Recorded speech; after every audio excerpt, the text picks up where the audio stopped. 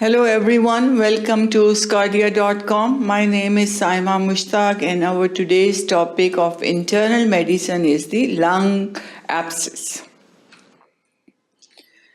We will discuss this topic of lung abscess in 4 different sections.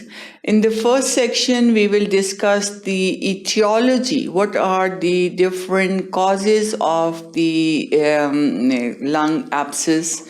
Epidemiology and pathogenesis of primary and secondary lung abscess. So lung abscess can be primary lung abscess or it can be secondary, and we will talk about pathogenesis of both primary and secondary. Then in the second section, we will discuss the pathology and microbiology of both the primary and secondary lung abscess and how these primary and secondary lung abscess present, what are the clinical features of primary and secondary lung abscess.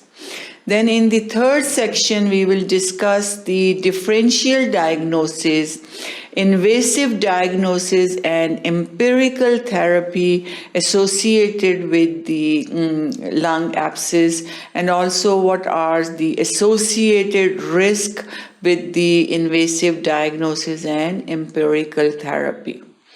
Then in the fourth and final section, we will talk about the treatment and complications of abscess, lung abscess, also the prognosis and prevention. What are different measures we can take to prevent the occurrence of the lung abscess, and also how we should approach to the patient with the lung abscess. So all that we will discuss in our today's lecture topic, lung abscess. So keep watching sqadia.com.